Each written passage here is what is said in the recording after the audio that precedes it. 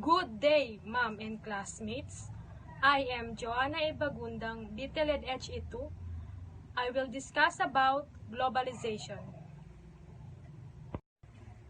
What is globalization?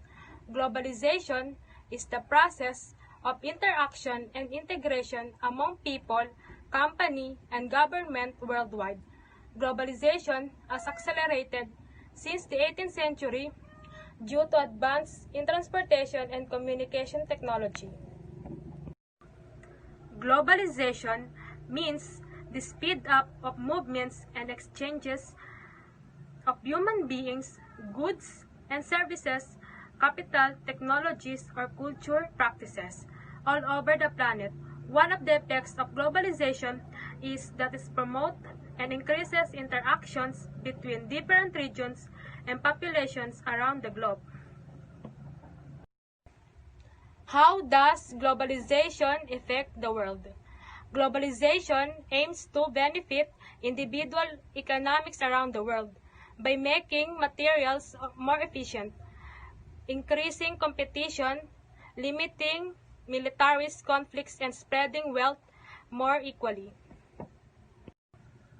Why globalization is important?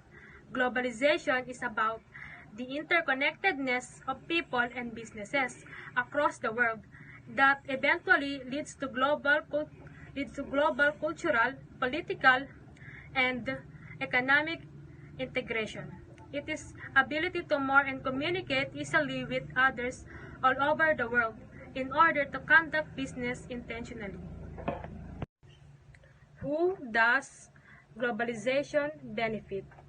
While the average developing economy, the poor as well as the wealthy benefit from globalization in many advanced economic globalization, often has little effect on the incomes of the poor, but the government policies matter in making the benefits of globalization more inclusive.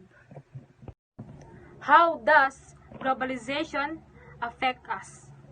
Globalization has increased international migration, which has resulted in multicultural societies. However, globalization is also affecting us in a negative way. Increased transportation and the global shift of polluting manufacturing industries has resulted in environmental degradation. How does globalization affect education? The effects of globalization on education bring faster developments in technology and communications, are foreseeing changes within school systems across the world as ideas, values, and knowledge, changing the roles of students and teachers, and producing a shift in society from industrialization towards an information. How does globalization affects developing countries? Globalization helps developing countries to deal with rest of the world increase their economic growth, solving the poverty problems in their country. The developed countries were able to invest in the developing nations, creating job opportunities for the poor people. Is globalization good or bad in the Philippines? Evidence suggests that globalization has a positive effect on the country's economic growth and employment. In particular, trade openness and foreign portfolio flows have contributed to higher per capita GDP growth in the Philippines following the implementation of FX liberalization reforms. What is the negative effect of globalization in the Philippines? The widening of the gap between the rich and poor people, a result of globalization, puts the Philippines deeper in the quicksand of poverty and also causes social injustices among men.